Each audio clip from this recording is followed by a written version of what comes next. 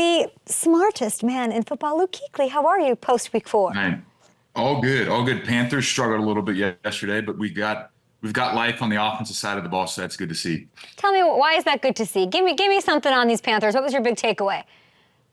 I think the biggest takeaway, Xavier Legette played really well yesterday. So well. He had a couple drops. You know, that's okay for a young guy, but he stepped up and he played like the receiver that we drafted. He had a rush. He had a big run for about 10 yards where he just looked big and powerful. He caught a real quick post, bang eight, glance, whatever you want to call it, where he had a really good stem on the defensive back and got him on his back. Andy put a big ball on him. And then he caught his first touchdown of his career on a little boot play in the red zone. But his effort's really good. His want-to's really good. And we drafted a guy that we wanted to run down the field, be fast, be physical, and be a difficult guard for defensive backs. And watching him run his routes, and I'm going to go back to that glance, he pushed up on this DB. He got into his chest. He stemmed him. He snapped it off. And once that DB got behind him and he got him on his back, you're not playing through Xavier Legette to get that ball. So good throw by Andy. And we scored 24 points. We were on the doorstep on the first drive of the game to score a touchdown. We got stuffed. So we were making plays. We were moving the ball, and we're right there. I watched Sheena Quick is someone who I follow in that market. I think she's incredible, and she's super under the radar. One day I think she'll be crushing it on a national level somewhere. But I always look at her post-game moments with these players. And Xavier, it was as if the team was undefeated. Like there was a real confidence. He felt good. It's only going to grow. And I love that you're shouting him out this morning. So there is good to take from everything going on with this Panthers team and some of the changes and lumps that they're going through. On the Bengals side, they needed a win. They finally get one. This was, the first time Joe Burrow wasn't sacked since week 3, 2021. Highest completion percentage of his career, second highest passer rating. Less about the Panthers, the opponent, and all of that. But I look at Joe Burrow, and it wasn't just this week. It was last week. It was against the Chiefs. Is this the best Joe Burrow has ever looked to you? I watched the game last week, obviously getting ready for the Panthers game, and then obviously I was at the game yesterday. He's a passer. He's a passer of the ball. He doesn't throw the ball, he passes it. And what I mean by that is stuff is on time. We watched him in pregame warm-up throw a ball, and every single ball was on the chin of the wide receiver. There was nothing on a back shoulder. There's nothing too far in front of him. He's got great touch on the ball, but what I think he does really well, like this throw right here, right down the seam, puts it right on the guy. And then this was a backbreaker for us right here. We had an opportunity to get a stop at the end of the half. The clock would have run out. But what Joe does really well is he takes whatever you give him. He wants to get the ball to Jamar. He wants to get the ball to T. If you take those guys away, he's going to check it down, and he's going to say, hey, you need to go tackle the guy that I just threw it to. And Eric All is one of their new tight ends. He's big. He's physical. He's hard to get on the ground. And Joe Burrow is 100% okay with check down, go tackle him. I'll make it 2nd and 3 after a 7-yard gain. And I'm okay doing this all the way down the field. And then once that happens, we say, hey, we can't keep giving up these little check downs. The linebackers then starting to tighten down.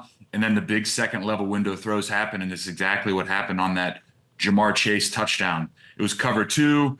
Our backers were up. They threw a dig behind him. Jamar catches it, makes 3 guys. He didn't make a miss. 3 guys hit him, and he just runs 50 yards for a touchdown. So he's smooth. He's confident in the pocket. Life looks really easy for him. And, I think Zach Taylor does a fantastic job working with him and calling stuff that he likes. Is this the status story in the NFL that I think he looks better? You're not saying it. I'll say it. I think he looks the best he's ever looked. And you're saying he's adjusting check downs, all of that. He looks incredible out there. Do you agree with me? Is this the best we've seen Joe Burrow? And then, ipso facto, it's in fact the saddest story right now.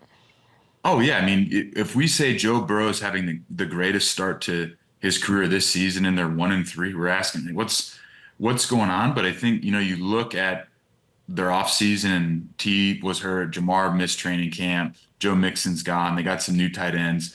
But I agree, these last 2 games, he's played about as well as he can play. He had an uncharacteristic interception on a broken play, but his ball placement, his ability to take checkdowns, his ability to live within the system, his ability not to force stuff. And then he's got 2 really good receivers on the outside, but I think he's a really really good quarterback. And then the defense, when that Trey Hendrickson injury happened, that just, to me, that is the story of my Bengals right now. Is if they lose him, it's over. They have their D-line. I don't think Sam Hubbard looks 100%.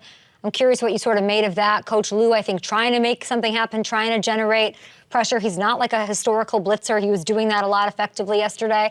But I was thinking, and thank goodness sounds like it's just a stinger, because it just spoke to, my heart sank in the same way it would if Joe Burrow left the game, because they have no depth on this defensive side. It's scary. Well, they're banged up, especially inside. No BJ Hill, Yeah. Reader's out, Sheldon Rankin's out, and then the leader of your defensive line he had the sack fumble, that interception that Andy threw. He affected the ball in that play. But then that play, when you see a guy come around the edge and hit one of his players and go down, and it's a head and neck thing, you get scared, because football is a physical game. It's a tough game. You don't want guys to get hurt, and you certainly don't want guys to have head and neck injuries. And if it is in fact a stinger, it's a scary injury. It feels terrible, but you largely think that, hey, he's going to be okay. Just give it a chance to calm down. But he's a big time part of what they do on the defensive side of the ball. A really good free agent signing a couple years ago, and obviously you're a huge fan of him, just like a lot of people. And you, of course, you have a Cincy sort of connection, so that's always fun. And we'll see what they can do against those Ravens, and we'll get to that. The hurricane, the footage is devastating to watch, and it's all up and down the East Coast into the Carolinas. We saw the Teppers so generously. We saw the Buccaneers as well, but the Teppers donating $3 million to the relief efforts. Was that present yesterday at the game, and what effect did it have?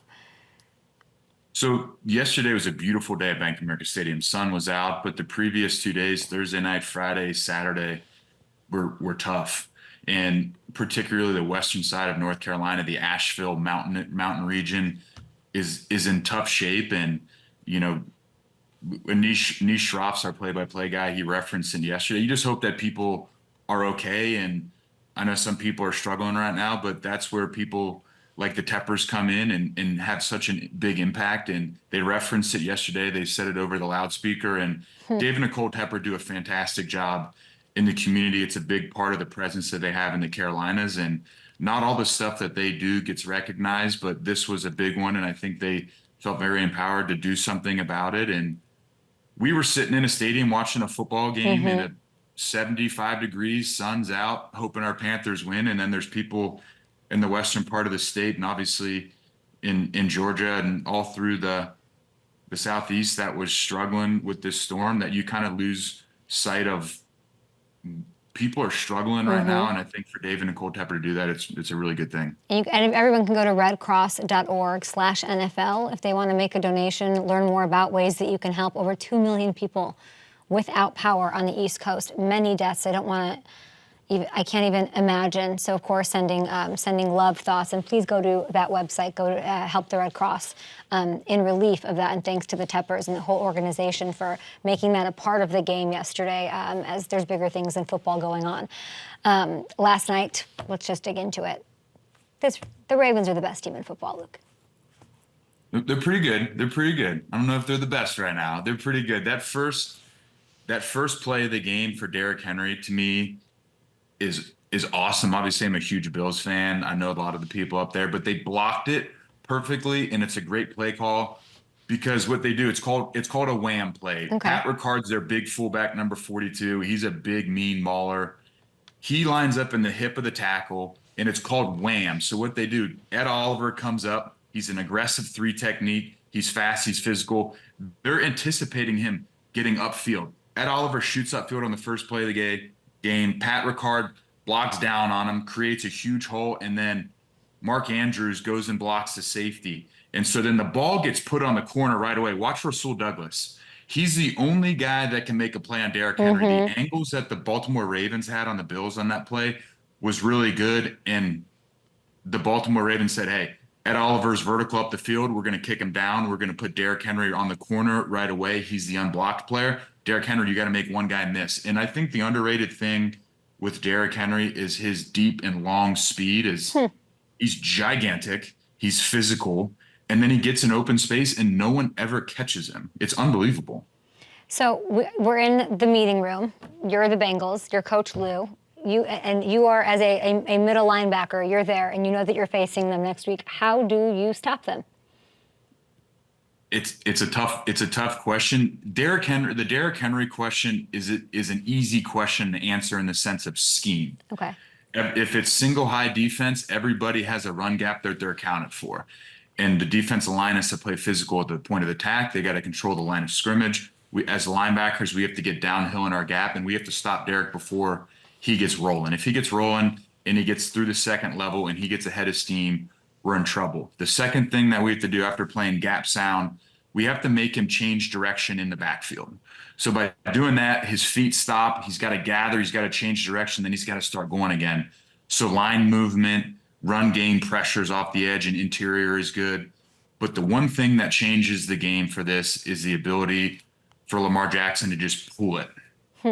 And it makes life hard because the linebackers have to hold for an extra second, because when Lamar pulls the ball, they're not going to block a guy on the defensive, the end guy in the defensive line.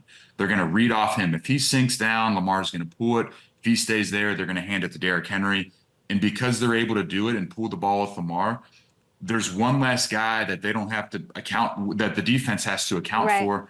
And so now we're moving sideways. We can't get downhill, and everything I just talked about vertical penetration, gaps, run game pressures, changes. So the zone read run game is such a pain in the butt. And when you have a guy that's a thumper like Derrick Henry, it makes life really hard. Everybody's got their hands full. Who do you have more faith in than the Ravens?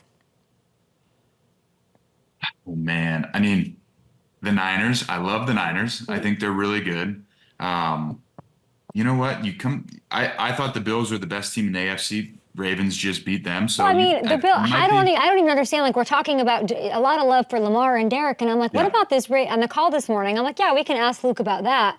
But isn't the story of the game the Ravens' defense?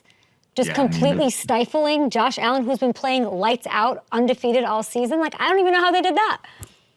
Well, I watched the start of the game, and they introduced everybody, and Lamar Jackson comes out last through the tunnel, and the lights are down, and it's kind of misty, and the energy's there, and they're dressed in all black, and then they get a stop on the first drive of the game by the Bills, and then Derrick Henry pops the first play of the game, and if you're the Bills, it's like you got punched in the face. You're in a difficult environment. They get a stop on defense, and then Derrick Henry gashes you, and then you feel like you're fighting an uphill battle the whole rest of the game. But they hit Josh Allen. They got after him. They just played really well. I think Kyle Hamilton is a stud. He recovered that ball. He had a couple big plays on some screen balls that, if they got out, would have been a problem. But I think the whole situation with Baltimore yesterday was just very difficult, and the defense on the Baltimore side played really well. The crowd is into it. They got a stop on the first drive. Derrick Henry pops it, and then all bets are off. I was hoping you'd say that you think the Chiefs are better, that you have more faith in the Chiefs. It's very hard to go against that. It's like a very low-hanging fruit, just so you know. I know you're newer to the media world, but like, find somebody that says that they doubt the Chiefs. Like, it's a very fun bite to have out there, and then you feel stupid 3 months later when they're in the Super Bowl again. They're undefeated. So, like, given all of this stuff going on with the Chiefs, they're still undefeated, but they lose Rice to a knee injury. Andy Reid saying it's not good. He's going to hit the MRI table today. Hollywood Brown's out till January. I guess I'm not going to say go against the Chiefs, but I want to ask you, how vulnerable are they? Well, Hollywood Brown goes down, and they're okay because they have the first-round draft pick, Xavier Worthy, and then they have Rashee Rice, and then Pacheco's there. And, we'll get something out of Kelsey. And then slowly but surely, Pacheco goes down. And then Rashee Rice goes down. But the one thing that they've done extremely well this year is the next guy up mentality, and it's super cliche. Kareem Hunt comes out of nowhere, has a fantastic game. Rashee Rice goes down. And then, hey, remember the first couple weeks of the season, everyone's, where's Kelsey? Where's Kelsey? Where's Kelsey? Boom, he pops back in. Yeah. And then Xavier Worthy had the big touchdown. And I think Mahomes has a lot of confidence in him, because in the last play of the game, when they needed a play, it was man coverage. Xavier Worthy gets open. Mahomes puts it on his chest, and he gets the first down. And, you've got Andy Reid. You've got Patrick Mahomes that it's hard to root against them. Okay, so what is the blow they can't take? Like it sort of reminds me of the Niners in the way that the Niners, I have more confidence in the Ravens because I think the Niners defense freaks me out a little bit right now. We'll get to Fred Warner, we'll get to some of that, which is amazing. But I'm looking at the Chiefs squad and I'm like, who could they not operate without? 95. Yes. 95 goes down. Can they still win? And basically the question becomes if it's just a system thing and Andy Reid's just truly maybe the greatest coach of all time with what we're seeing. Like this is setting up to be, in my estimation, just the most impressive win feather in their cap. Because doing it like this without Pacheco, without Rice, whatever, they're gonna find a way. I do not doubt that they will. They're undefeated now. So I think this is going to end up being like, this is their return of the Jedi. Like people like Empire Strikes Back. I'm not saying they don't. Two fine movies, A New Hope, but like you have the third one and the Ewoks are dancing at the end and they're raising another Lombardi and it ends up being like kind of cheesy, but corny, but like that, I feel like it amounts to that. I'm trying to think like, could they win with Carson Wentz under center, their backup? Like if they lose Mahomes, are they still operating in this fashion? What is the blow they cannot survive? I think the low-hanging fruit is no Patrick Mahomes. They're a different team. Yeah. I think and then on the defensive side of the ball, you already nailed it with Chris Jones. You look at the end of the game with the Chargers and the big sack, and who was it? Chris Jones. But I think really they're starting to get to the point a little bit outside of a trade to go get somebody. They can't have anybody else on the offensive side of the ball go down. It's pretty straightforward weapon-wise with Mahomes. He started the season. He's first-round rookie that's got great speed. Hollywood Brown, Rashee Rice. You got Kelsey back. Pacheco's back. You're feeling pretty good. And then Rashee Rice and then Pacheco. Yeah. And all right, well, now people need to step up. And I think Kelsey will step up this next week. He did, yeah. Everyone wondered, is he going to fall off? And then Rashee goes down and Mahomes needs a guide and goes right back to Kelsey. Who's the better fit? We're hearing some of the rumors. We're hearing DeAndre Hopkins. We're hearing Amari Cooper. Who's a better fit for Andy? Oh, man. I think I'd go DeAndre Hopkins right now. Why? You got a vertical guy in Xavier Worthy. You know what? I'm gonna go Amari Cooper. Okay. You got the middle of the field covered with Kelsey. You got Xavier Worthy that can get out and go. I'm going to go Amari Cooper and just play that backside. It's unbelievable how they keep making it happen, even though they, of course, are losing guys left and right, but the win column stays the same. Commanders, got to ask you about this. Blowout win against the Cardinals. They're the NFC East leader, just like we all thought, at 3-1. Jaden Daniels is so special. He is a problem. You saw Cam Newton firsthand. What are your early impressions? What sticks out when you watch Jaden, and can he be comped to that 2015 MVP? He's certain. I think he's faster than Cam. Cam's certainly bigger than him, but he's got more speed on the outside than Cam did. But they have a lot of similarities in the sense of Cam in 2015, I can beat you in the pocket. I can throw the ball. I'm a passer of the football. So I'm not afraid to sit in there and throw the ball. And watching Jaden yesterday, this play right here is actually really funny, Kay. We ran this play in the 2015 NFC Championship game against the Arizona Cardinals. That same exact play with Cam Newton. It's funny to watch, but he can win in the pocket, like right here. Great throw to Terry McLaurin, touchdown. Oof. And then he can get outside the pocket, so they move him and run him on boot passes, get him on the perimeter. He can throw on the move. I think he's really comfortable in the pocket for a young guy. His ability to sit in there, he's tall, he can see. When the pocket breaks down a little bit, he's not a guy that's going to run backwards and try to escape all the time going backwards. He can do that, but his ability to step up, navigate, find a window, deliver a ball is really good. And then one thing that also in addition to his ability to be comfortable in the pocket, I watched him yesterday read one, read two, and then he goes right to his third read, and he doesn't have to think about it. It's awesome. Is he on track to be better than Cam? I don't know. It's been 4 games. Cam's my guy. It's been 4 games, but You guys showed it already on the show today. His completion percentage over Crazy. 80% is unbelievable. Yeah, he's minus 110 odds to win Rookie of the Year. Heavy favorite over Malik Neighbors at plus 320. Caleb Williams at plus 600. Commanders now 80 points scored in the last 2 weeks against the Bengals and the Cardinals. You think Cliff Kingsbury deserves more credit? Absolutely. That coaching staff, I think, deserves more credit. What Dan Quinn's been able to do, you look at what he did on that defense in Dallas. They're obviously struggling a little bit on defense. And then Cliff Kingsbury was run out of Arizona, and now he's in Washington. And I mean, you said it, over 80 points the last 2 weeks. I don't know how much better you can do than that. I think more than the completion percentage and like the physical gifts and all that, it's just his patience. I'm like, what year are you in this game? He's got the poise. You're saying he's comfortable. The reads, like, where does that? It sort of boggles my mind. He's got and he's so confident. He's like, you're not going to get me. He's got all of these things working really well for him. It's sort of unbelievable just to see the nonverbals for me. The body language, that sort of the ease at which he does it, and he doesn't get rattled. He messes up for the first time and he's fine a second later. It's rare, and a slam dunk for Offensive Rookie of the Year. Broncos, let's get into defense here. They shut down Aaron Rodgers and the Jets. They also had 4 pre-snap penalties. Saleh on the Jets side said they got to figure out if they're good enough or ready for all the pre-snap cadence. The cadence is explain to me what's going on with this cadence after we hear what Aaron Rodgers had to say, which I loved after the game. It's one way to do it. The other way is hold them accountable. I mean, we haven't had an issue. We've had one false start. Morgan had one false start, I believe, until this. So, it's been a weapon. We use it every day in practice. We rarely have a false start. And to have, 5 today, it seemed like, 4 or 5. Yeah, it seems like an outlier. I don't know if we need to make mass changes based on, kind of an outlier game. What can you translate this to me? What is that smile saying? Just be honest. Translate that for me. That smile is just vintage Aaron Rodgers.